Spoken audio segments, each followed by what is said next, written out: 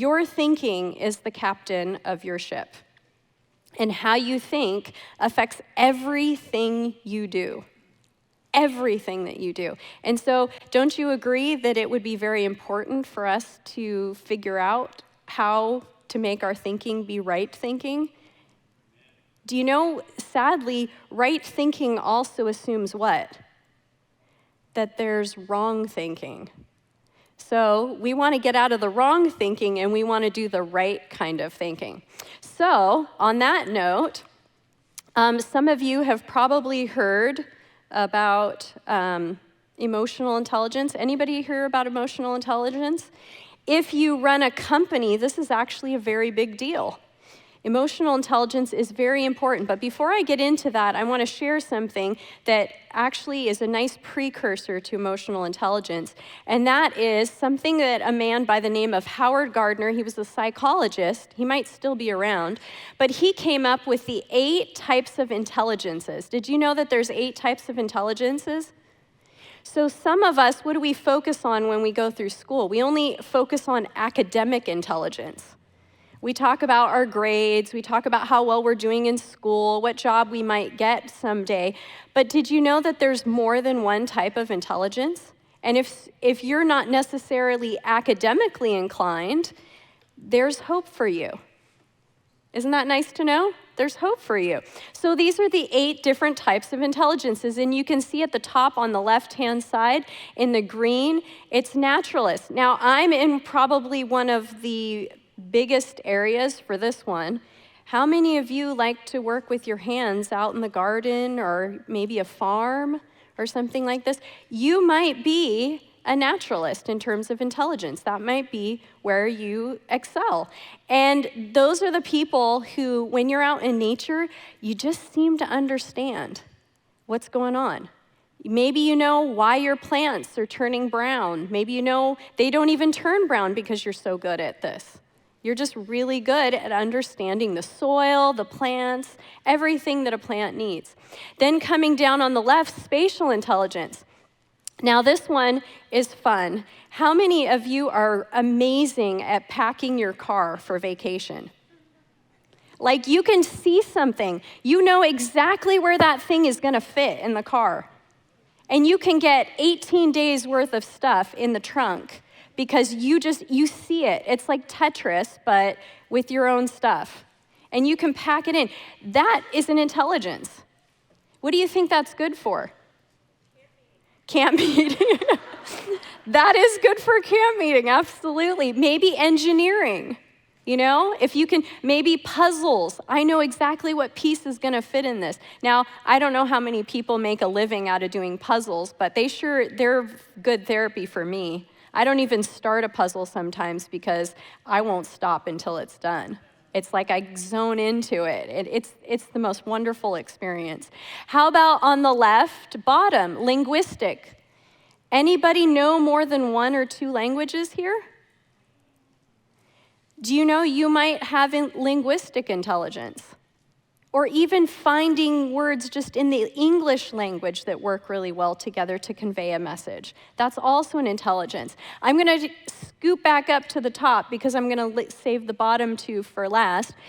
Bodily kinesthetic. There are some sports people out there that they can play not only one sport professionally, but they can play multiple sports professionally. Ever hear of any athletes who can play more than one sport professionally? There aren't a lot necessarily, but there are some out there that can play almost anything and do it really well. So they would have bodily kinesthetic, and you can make a living out of that, right? How about musical? Anybody play 1 or more instruments or sing? Maybe you can play by ear. You don't even need the music. You might have musical intelligence. You can also make a living at that. How about logical mathematical? If there was ever one on this list, this would be the one that I'm not so great at. Maybe the logical part, but not the mathematical part. I don't know how you can do half well and not the other half. But math is definitely not my strong suit here. But anybody else here good at math? You love it? You speak the language of math and you're just that good at it? That's an intelligence. You can consider yourself smart. if you fall into any of these categories. But the last two on this list are intrapersonal. What does that mean? What's intrapersonal? Within myself. Now, these are the people, when you go to the doctor and the doctor asks you a question, you're not the person that goes, I don't know. You're the person that goes, I know exactly what's wrong with me. I know where it started. I know on a scale of 0 to 10 what pain level I am. And based on all the other pain levels I have, I know in correlation to that or in relation to that. And you know what is going on inside your body. You know how you feel when something is happening. You're not, I don't know. You know exactly what's going on inside of you. That's intrapersonal intelligence. Maybe you have really good self-control. That's also intrapersonal intelligence. And then right next to that is interpersonal intelligence. What is interpersonal intelligence? Between me and you, or me and someone else. Do you know some people are just better at that than others? And you have a really good way of communicating things that you want to say. Maybe you understand the other person, not because you're reading their mind, but you just sense things, and maybe you're right most of the time. You just have a good way of understanding other people. That's interpersonal intelligence. You know how to convey what you want, and you know how to do it in a really healthy way. Well, these last two are actually what makes up emotional intelligence.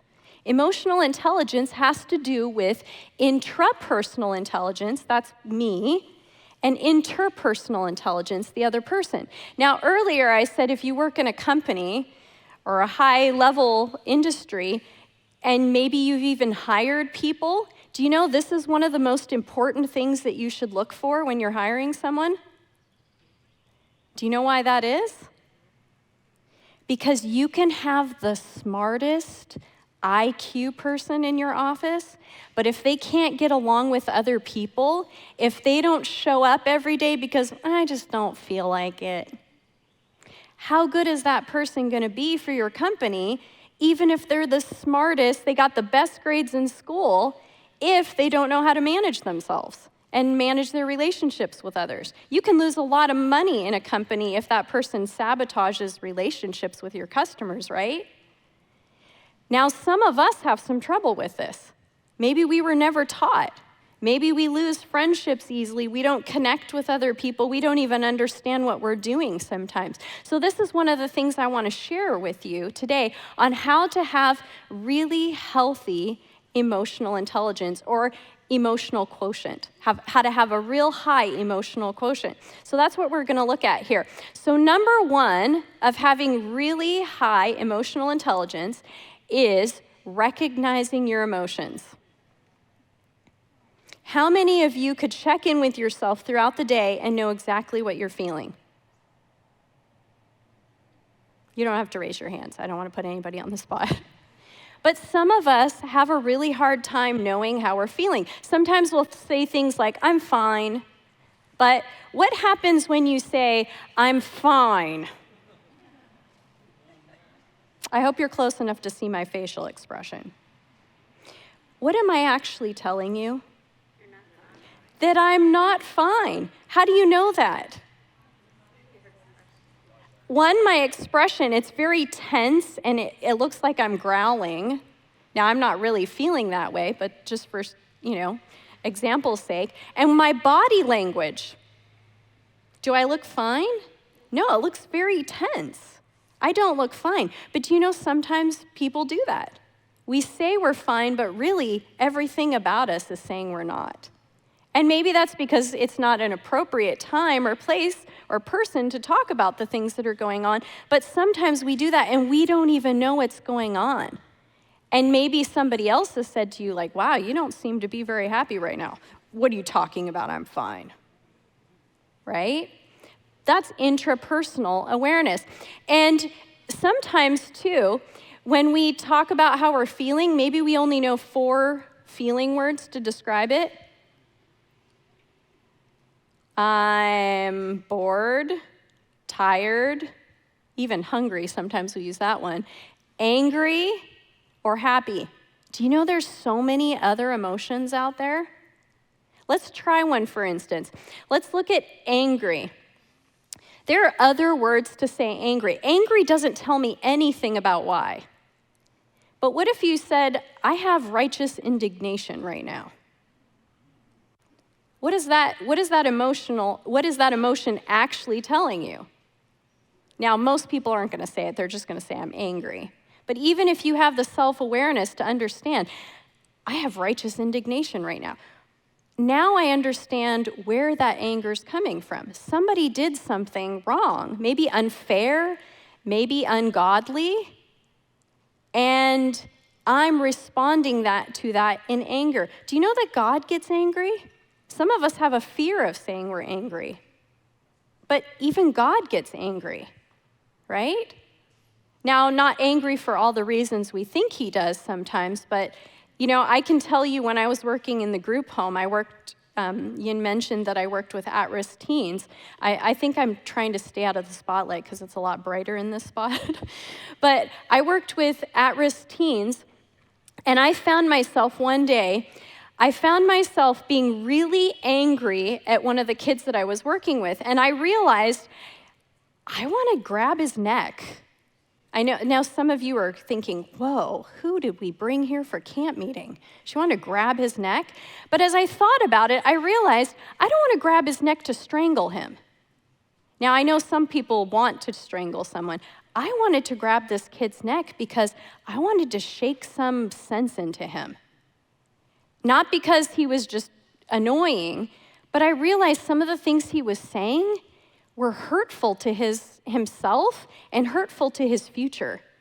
Choices that he wanted to make with his life, things that he wanted to do. And I could have just said, well, I'm angry. Why am I angry? I don't know. But I realized I'm angry because he's hurting himself. He's literally making choices left and right that are hurting him. And I think sometimes that's the anger that God has too. Not anger at us so much as anger at what we're doing to the creation that he created. He intended good things for us, and sometimes we sabotage ourselves, and it's okay to be angry at that. I didn't make you for this reason. Why are you hurting yourself so? Don't you want better? And so it's important to recognize our emotions. Sometimes we say we're hungry. Do you know something I've learned? We're not always hungry. Sometimes hunger is another word for empty. And empty is another way of saying I'm lonely or I'm missing something. And food will never make me feel full. And so even understanding the difference between hunger, because we can feel hungry, and feeling lonely or empty. And in that case, it might mean I need to go hug somebody instead. Or I need to sit down and talk with somebody rather than just eat something. And so recognizing my emotions, when we have certain emotions, we should look at how are my values and respect involved in those. Respect to myself, values that I value for myself, things like health and well-being. But recognizing my emotions is very, very important. Many of us struggle with this. Do you want to know a way to help yourself figure that out? To recognize your emotions more? I'm going to give you the easiest way. Google search list of emotions. Print out that list and check in every so often during the day. If you think you have trouble with this, check in and just go through the list and go, okay, what am I feeling right now? I really want to pinpoint this. I want to get good at recognizing what I'm feeling. Now, in secular society, they do this, but for the wrong reason. So they can go around telling everybody, well, I feel this, I feel offended, I feel angry at you, and that sort of thing. This is not so you can go get somebody else to fix your emotions. This is so that you can do the next step, and the next step is managing my emotions.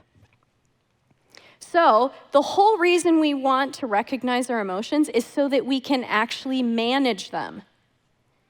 Do you know how many people I work with say, I feel like my life is out of control? Do you know why they say that? Because they're not managing their emotions. Hands down, that's the reason why we feel like our lives are out of control, because we haven't learned to manage our emotions yet. That's very important, but first we have to even know what our emotions are, because how do I manage something I don't even know what it is? Can you imagine being in a room full of kids and saying, I have to manage my kid, but I don't know which kid is mine? That would be impossible. You first have to know which kid is yours. You first have to know which emotion is yours. So managing your emotions first takes recognizing your emotions. So how do you do that? Well, once you know what you're feeling, this simple triangle, did Katie show you a triangle at all? Yes, she did. I know she did because I saw it yesterday. So this triangle, don't worry about if the things are different sides. It's okay. This is an equilateral triangle. They're all equal sides in terms of where they are, but the fact that they're on a triangle is the important part. So how do I manage my feelings? By the way, every single one of my clients comes to me for the same two reasons. I'm not feeling the way I want to, and I'm not doing the things I know I need to. Do you think that's the reason why they come? It is, except they don't realize there's one more important reason, but I'll get to that. So the first thing that we do is recognize what our feelings are. Then the second thing that we do is we look at our behaviors. How do I manage my feelings? I have to change my behaviors. Nobody I meet goes, well, I've just decided I'm going to be happy. And they're automatically happy just because they said that. Do you think you can be happy just because you want to be? And that's it? No, you actually have to do something different. So what is one of the most important things that we can do to change how we feel? Well, one of the most important things we can do is exercise. I'm just going to use that as an example. There's many other things that you can do behaviorally that will help you feel better. But the main one of the biggest ones, is exercise. So say I'm exercising. We call that a positive behavior, not necessarily a good behavior, just a positive because I'm doing something positive towards my emotions, okay? So we call that a positive. So the behaviors is affecting the emotions. I should do it this way because that's how you're looking. So the behavior's affecting the emotion in a positive way because I'm doing something positive, exercising versus maybe doing a substance or isolating or avoiding people or that sort of thing. So we're doing a positive behavior. But,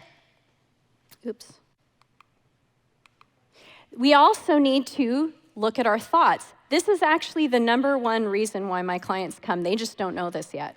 Because what did we learn from Katie already? The thoughts are the captain of the ship. How we think affects what? How we think affects our behaviors, and it also affects our feelings. And so we have to look at our thoughts too. Do you know so often I will meet people that are behaviorally doing just about everything right? They're exercising, they're eating right, they go to church, they do all of these wonderful things, but what are they not doing? Their thoughts. I'm going to show you what this looks like. So I'm running along, and I'm doing my exercise because my doctor or my therapist told me I need to exercise. But while I'm exercising, you don't see this, but in my head, I hate this. This isn't going to help me. Why do they always tell me exercise? I've done this before. It didn't help. I don't know why. I'm not even going to lose weight. I tried this for a week once and it didn't work. Right? You see them exercising, they look like they're doing everything right. Their stress levels should be going down, their feelings should be going up. But what do you not see? That negative thinking, those negative thoughts. And what do all of those thoughts do?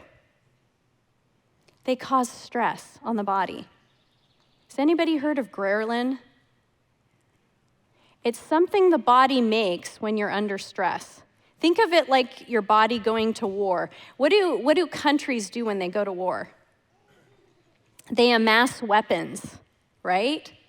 You get all of anything you think you're going to need in that battle, you start amassing that, and you get it in your arsenal ready to go. The body does the same thing when it thinks it's going to battle. Just not a war-like battle, but a life battle. Anything that's struggle. And when it does that, that ghrelin causes the body to hold on to everything. So if you're exercising and you don't seem to get where you think you should be going, I don't mean physically in the direction, but maybe the weight loss, sometimes that's from stress. The body says, I'm stressed, I need to hold on to this. I don't want to burn it because I might need it later. And so sometimes what happens when we're stressed, it just gets worse and worse and worse, because even though we're exercising, what's going on up here? The negative thinking. And what does negative thinking do to the body? It causes that stress hormone, cortisol, to start pumping. What does that do to the immune system? Causes inflammation. What is inflammation the precursor of? All kinds of disease, right? So, do you think this is important? If we manage this, we can't just manage the physical stuff. We also have to manage what's going on up here. And those two things together, if we change the thoughts to be positive thoughts. Now, a lot of times people think, oh, positive thoughts, I have to tell myself, gee, this is working, this is so wonderful, I love it. Do you know, you don't have to say it like that. You can say, I don't feel better yet, but all the evidence says that I should start feeling better soon or at some point in the future, and I'm gonna run and enjoy this about the future, not about how I'm feeling now. Isn't that the truth? I don't want you to lie to yourself. I don't want you to say, I love this if you don't.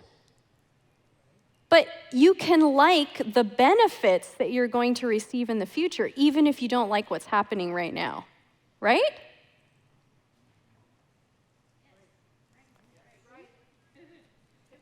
Amen.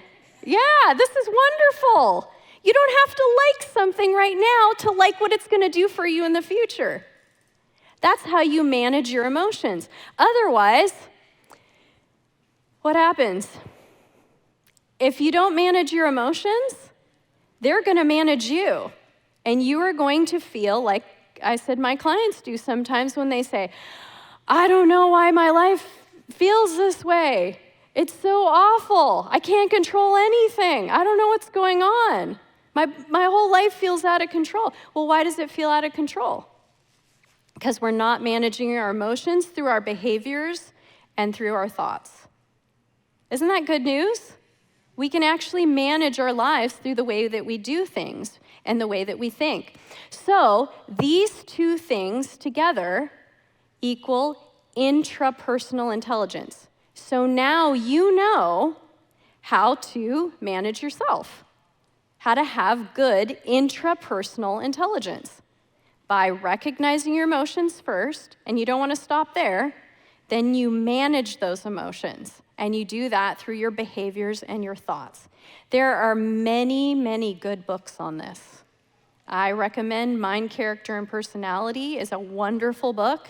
I tell people sometimes, I'm like, people ask me, oh, have you read this book? And I say, no. Have you read this book? No. Have you read this book? No. Do you know how many self-help books there are out there? I have not read all of them, but I can tell you I've read the best one. And that's Mind, Character, and Personality. Is really, really good. And she talks about things in there, as a therapist, she talks about things in there that I don't even think she realizes in the future what they're gonna be called. And so she doesn't explicitly say certain anxiety disorders, but when she's talking, I'm thinking, that sounds like OCD, obsessive compulsive disorder. That sounds like PTSD, post-traumatic stress disorder. That sounds like major depressive disorder. But she's talking about it, you just have to read, and you'll see, she's talking about all the stuff that we deal with today. She couldn't have said it any better. So I recommend that book for good intrapersonal intelligence, and she also talks about other health topics as well. But the third thing, so there's 5 things that we're gonna go through. The third thing is recognizing other people's emotions. There was an old Elvis song I remember singing in choir. It was one of his spiritual songs. It was the song, No Man is an Island. Has anybody heard that song before? No man is an island. What's the assumption? We don't stand alone. We're in this world with other people. And we have to deal with other people. I don't know anybody that doesn't have to deal with another person. right? Even if you're out in the middle of nowhere, you're sure to run across somebody at some point. We have to deal with other people. And as we deal with these other people, we have to recognize we're not just in this for ourselves. We need other people, right? I need other people. I don't know about you, but I don't do my own dental work. Anybody here do their own dental work? Like they literally go in their mouth with their own instruments and start doing their dental work? I mean, we all do it with a toothbrush, hopefully, and maybe floss too, hopefully. But when it comes to the more serious stuff, I need a dentist for those things. I need a doctor sometimes for things. I can't do this, so I have to know how to interact with people, even on that level, even if I have a job that I'm the only person at that job. I've never had one of those jobs, by the way. But we're not by ourselves. Do we pay attention to how other people are feeling? Do we notice that? That's not just a human thing. That's a characteristic of Christians, right? We're to pay attention to how other people are feeling. I know it's kind of small. It's small for me, too. I can't even read my monitor.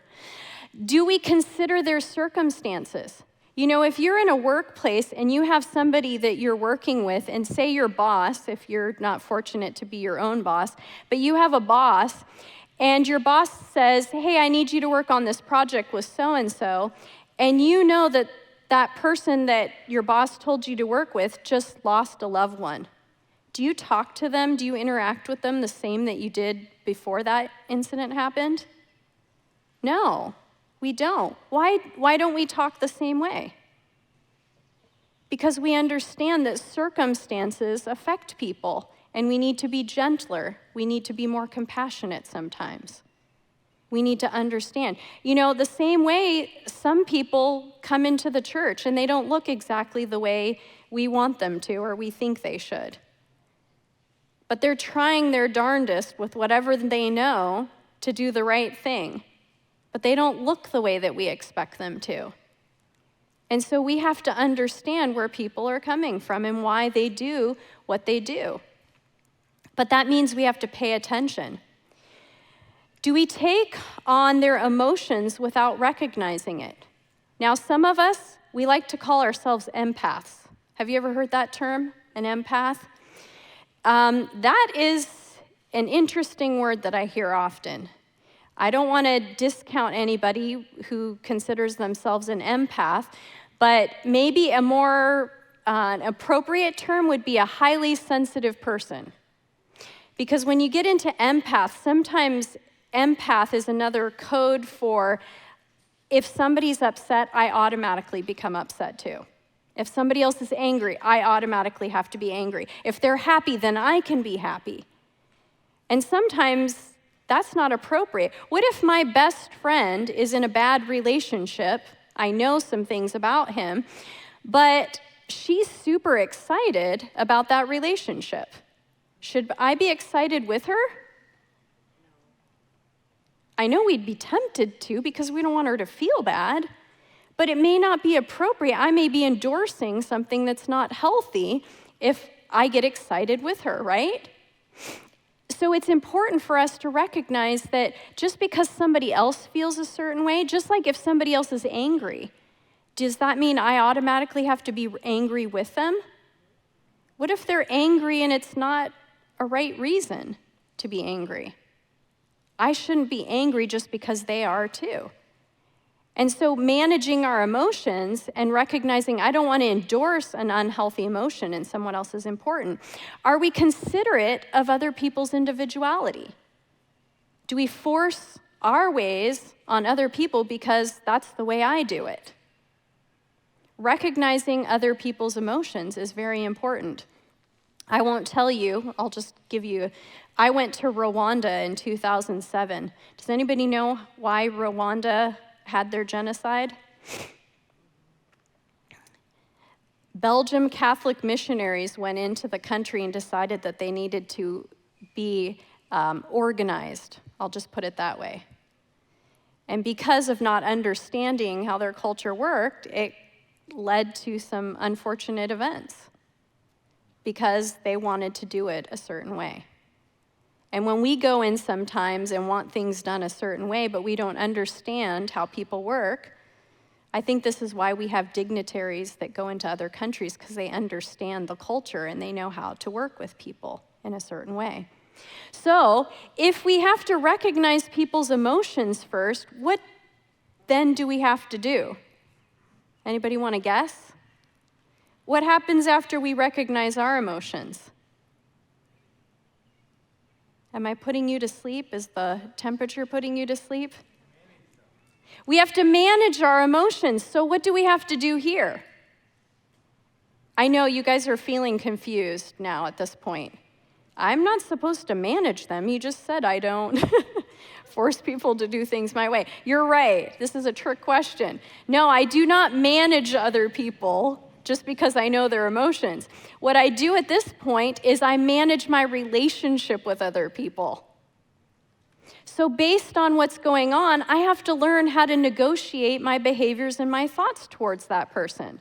Now, this doesn't mean we give up our Christianity and our individuality. It just means when you work with other people, you have to understand other people, and things aren't always going to go your way every single time just because you've been doing them that way.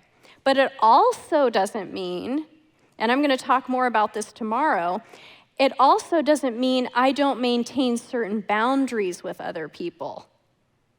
Because boundaries are also important to my individuality and even the other person's individuality.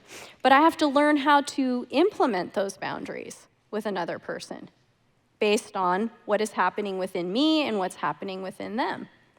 Now, I know this sounds pretty complicated, but it doesn't have to be. It doesn't have to be complicated. The more we practice these things, the better we'll get. So we have to have healthy interactions, and these interactions have to be infused with our values and our respect for other people. So I'm going to show you how we do this. So one way to manage our relationships with others is to focus on love languages. I'm sure you've all heard of love languages. This is one of the original self-help books that was out there. Different ways people feel loved. Now, if I know my best friend loves to hear words of affirmation, what do you think I'm going to do when I talk with her? I'm going to use words of affirmation because even if it's not totally natural to me, I didn't grow up in a home where we were constantly telling each other compliments about each other.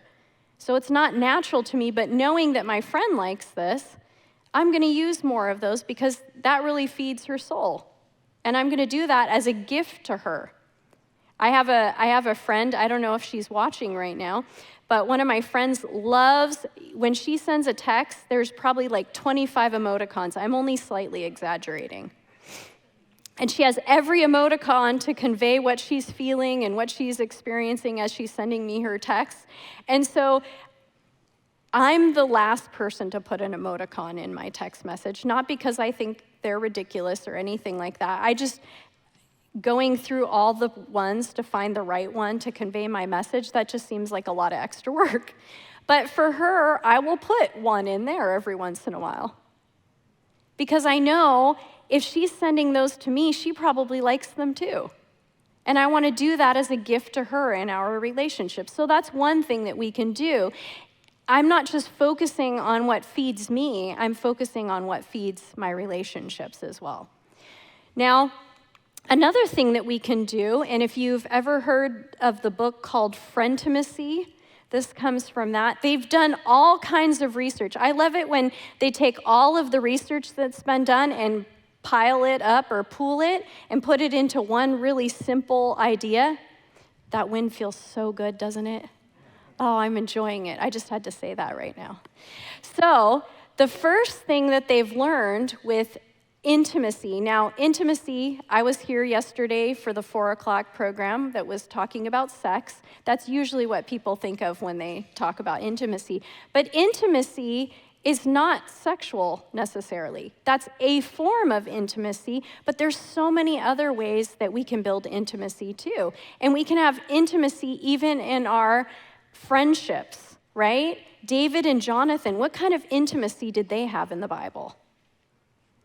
It was so close, some people even erroneously suggest that they had a different kind of relationship because they were that close. But that can be the kind of intimacy that we can have with others as well outside of a romantic relationship. Do you want to know the 3 things that help us get there, that the research says? The first one is positivity. Are you a positive person? Or do you like to complain and remind everybody of all the bad things that are happening in the world?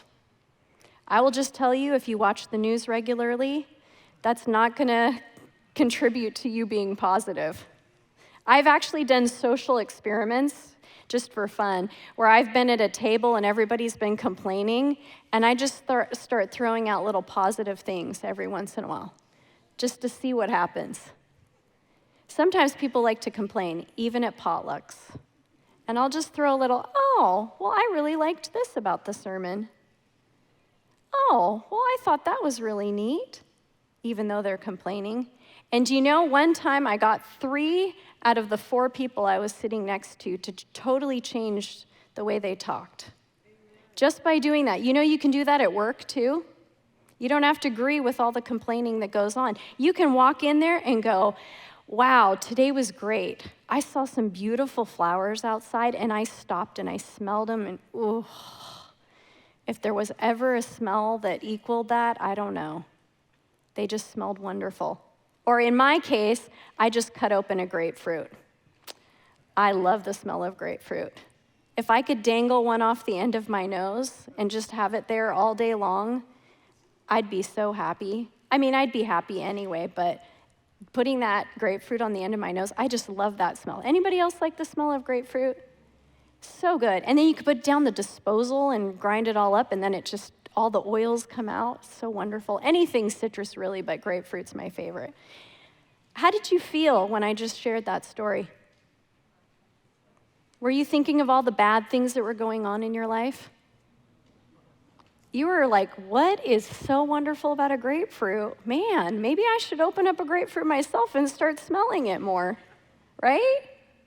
Because when somebody is positive, it starts to spread. It ripples out and it affects people.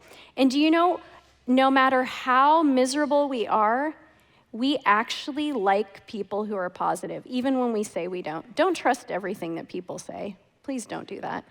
I've learned quite a bit that people say things they don't actually believe. But they're just trying so hard to be negative that they're not going to give you anything positive, even if they want you to be positive around them. So positivity is important. Do you know that there's a ratio for this? 5 to 1. 5 to 1 ratio. What does that mean? For every 5 things that you say, you can only give 1 negative thing. So what do the rest have to be?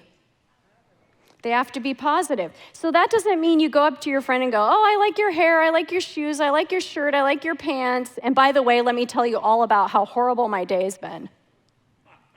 That's not what I mean. What I mean is when you start noticing yourself getting towards something negative, you got to stop it and go, okay, I've just shared something negative. I have to make sure the rest of what I say is positive now. Now, this doesn't mean we gloss over difficult things. This can also be over time. That doesn't mean out of the 5 different things or 5 different interactions I have with somebody that they all have to be positive. Maybe something difficult happened and I need to talk about it. I need to process it. But we can't do that every single time we're around people. We have to have positivity. The next thing is consistency. And we need to have 7 interactions with somebody to develop consistency. So what do I mean by consistency? Well, 1, consistency means, am I the same person every time I'm around people? Am I up and down all over the place? People like consistency. Don't you like to know who you're talking to? What to expect from the person you're with? But if you're always somewhere different or doing something different in your personality and your mood, that's not fun to be around. And so be consistent. Let your yes be yes and your no be no. Don't say, yes, I'm going to come to the party, and then 5 minutes before text them and say, oh, I don't feel like coming, I'm not going to show up. That's also not consistent. But one of the things that happens when I'm working with people is sometimes they'll say, well, I really want to hang out with this person, but I never see him. Well, you might have to call him up and say, hey, would you like to do something together? And expect that it will take 7 times before the intimacy level grows. If you just see them here or there and you never interact with them very much, or you just see them at church, that intimacy level is never going to grow. This is why going on mission trips is so powerful. Have you ever been on a mission trip? What happens at the end of the mission trip? You are thoroughly bonded to those people because you're consistently day in and day out spending time with them. But this also means for our ministries too. When we're working with people, we can't just have one interaction with them and expect them all of a sudden to be gung-ho about coming to church. I have to keep the consistency up. I have to continue that because that's what keeps a person wanting to come, is that connection. But then the third thing too is vulnerability. I need to be willing to be vulnerable. Now, usually when I hear people talk about not wanting to be vulnerable, what are they saying? I don't want to share all the deep, dark stuff in my life, all the traumas, all of the difficult stuff that I've been through. Do you know that's not the only type of vulnerability you can share with somebody? One of the things my husband and I often talk about is our dreams. I'm not talking about our future dreams. We do talk about that too. But we literally just talk about the dream we had last night. And some of our dreams are really ridiculous. Have you ever had a dream? Aren't some of them really ridiculous? People could laugh if you tell your dreams to other people. That's really vulnerable to share those things with somebody else. But to know that I can talk about these things, and this person, as crazy as they think my dream is, they're not going to think I'm crazy necessarily. Right?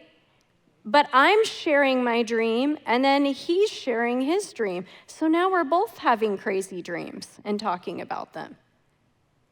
Have you ever told an embarrassing story about yourself, only to have the other person go, really, that happened to you too? This happened to me. Do you know that's building intimacy because you're sharing vulnerable situations? The more you share with somebody, do you know, I sometimes get told, because I'm quite open about stuff that happens to me. I've had people tell me, wow, you share a lot of stuff about yourself. Isn't that embarrassing? And I go, no. I've been a therapist for a really long time. Do you know what I've heard people tell me? I know you all better than you know that I know you. You know why? Because I've been doing surveys with people, and I know the stuff that goes on in their heads, so I can tell a story because I know it's probably happened to you too, right? And me sharing helps you feel comfortable with the stuff that happens to you because I know what you're all doing in your heads because my clients tell me, oh, I'm probably the worst person you've ever met after I tell you this. And I'm like, sorry. I still have so-and-so up here. No, I'm just kidding. I don't have a person that I compare them to. But everybody has these things happen. The craziest thoughts that you've had go through your head, other people have had very similar ones. And when you start sharing some of those things, I don't mean inappropriately with strangers necessarily, but as you start sharing things, it bonds you. It connects you. Now, each of us probably has a different one of these that we're, not so strong in. Maybe we have trouble being positive. Maybe we have trouble being consistent. Maybe we have trouble being vulnerable. But figure out the one that maybe you have some trouble with and start improving in that area. So, these 3 and 4 make up interpersonal intelligence. As we do these things, as we recognize other people's emotions, as we manage our relationships with other people, that's what develops the interpersonal intelligence. the intelligence that I have with other people in my relationships. Now, number 5 is an interesting one. This one's making and sticking with my goals. Now, this one seems like the odd one out, but if you really pay attention, you'll realize that actually the previous 4 is what makes this happen. You know why? Because the first 2 also have to do with boundaries with myself. If I'm managing my emotions, what do I have to be doing at the time? I have to be having healthy boundaries with myself. And again, I'm going to talk about boundaries tomorrow. But as I'm interacting with other people, I also have to have boundaries with other people. Say my goal is to get healthier doing exercise. Say I want to run. But my friends invite me to do something. And I know I need to be running, and I can't give it up another day because I was on vacation last week, and now I need to run, and my friends are asking me to do something. I might have to have a boundary with them and say, I would love to go with you, but I need to keep up my running because it's what helps me mentally. And so I have to do that. That's a boundary with others. It's also a boundary with myself, but it's a boundary with others. And so I need to have these in order to make and stick with my goals. And this also has to do with thinking, because so often when we have difficulty with others, or difficulty even with our, say, New Year's resolutions, what do we often do? We complain about those New Year's resolutions rather than looking for the positives in them, right? And so when I look at the positives, that helps me make and stick with my goals, but that's also a boundary I have with myself that I'm not going to complain about it. I'm going to manage my emotions and only speak positively and think positively about this. So why does this all matter? The reason this matters, salt and light. These are my 2 examples for why this matters. The Bible says in Matthew 5:13, "Ye are the salt of the earth, but if the salt have lost his savor," or becomes a fool, in other words, "wherewith shall it be salted? It is henceforth good for nothing, but to be cast out and to be trodden under foot of men." Now, I was fascinated with this word salt. I've heard this talked about so many times, and yet I decided one day I'm going to go into my concordance. Does anybody know what salt means in this verse? It actually is another word for prudence. I didn't know that. In all the sermons I've heard, I'm not the youngest person in the room, I've heard a lot of sermons on being the salt of the earth, and I didn't know this. It actually means being prudent. When we're salt of the earth, we're prudent. What does that look like, though? Well, according to Google, prudence, this is the most important place to find your information, the ability to govern and discipline oneself by the use of reason. Does that not sound like emotional intelligence? I have to learn how to manage myself and manage my relationships with other people. Doesn't that sound like some of the problems we're having in the world today? People talk about all of their opinions all the time, not recognizing who they're talking to. We're doing things left and right that are hurting ourselves just because we feel like it. And we think, well, if I feel like it, it's important. Prudence is so much more than that, though, and God wants us to be prudent. Christ explicitly said that we need to be salt, we need to be prudent. So, I also looked up some other information on salt. Did you know that salt reduces bitterness in your cooking? That's kind of interesting. Salt also allows the aroma and taste of other ingredients to come through. That sounds like it can't be all about me. Sometimes I need to enhance what other people are doing. And how about this one? Salt is never the main ingredient. Have you ever found a recipe where salt is the main ingredient? Now, salt, if you don't have it, it could be considered a main ingredient, but I've never seen anything where the highest level of mass in the recipe had to do with salt. That'd be pretty darn gross. It's never the main ingredient. sometimes we need to pull back in our lives. We quickly go out there, we want to say something, but we have to pull back. So do you recognize your emotions, or are you bitter, angry, thoughtless, and reactive? Does your presence change the environment for good? In your relationships, do you have a positive or negative influence on others? Do you enhance the good qualities of others? Are you consistently stuck and unable to follow through on your goals? Maybe we need to consider salt. How about light? Right after this in Matthew 5, in verse 14, it says, "Ye are the light of the world. A city that is set on a hill cannot be hid." Light means to shine artificially or naturally. Now, at first I thought artificially, but then I thought a little bit more. Don't we all shine artificially? I am not the source of my light. I am a reproduction of the true light. It's artificial coming through me because I'm not the source.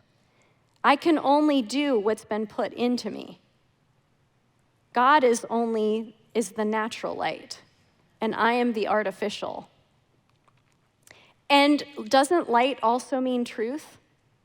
We need to be truth tellers in this world.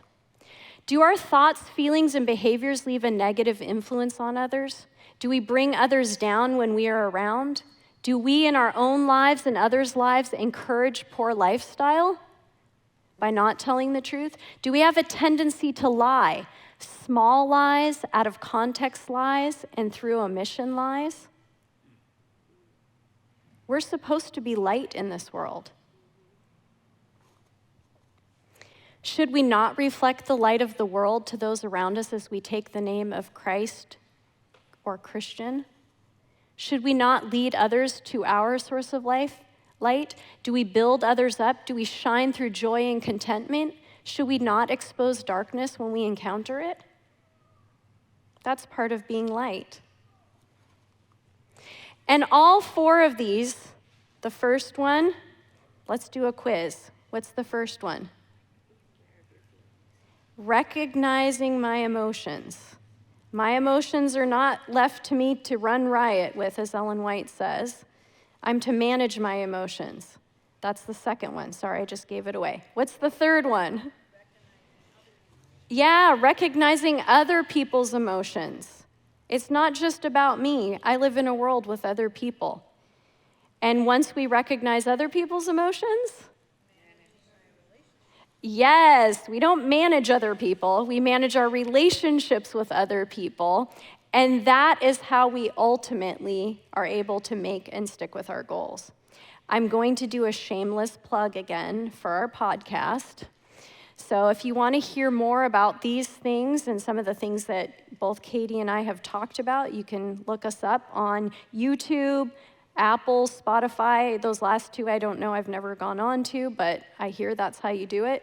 But you can also watch them on YouTube. And tomorrow I'm going to be talking about thinking and boundaries, okay? So if you want to come back, I'd love to see you then and share with you on boundaries. Thank you very much. Do you want me to pray before I end? Okay. Dear Father in heaven, I thank you, Lord, that you've given us these wonderful brains. Lord, help us not to abuse them. Help us to utilize them in the ways that you have only imagined that we can use them. And Lord, you've given us every ability to do that, not because we can do all of these things on our own, but you've given us every resource under heaven and in heaven to be able to do this if we call on your name and ask for help. Lord, thank you for your word and for prophecy that shows us how to use our minds and to use them well. And Lord, I ask that we would be good stewards of them and that we would use our minds to bring others into your kingdom, to be a witness to them, to love them, and to be loving just for those around us even too that are in your kingdom. We want this to be a very attractive place for others to come. And so we ask these things and we thank you in Jesus' name. Amen.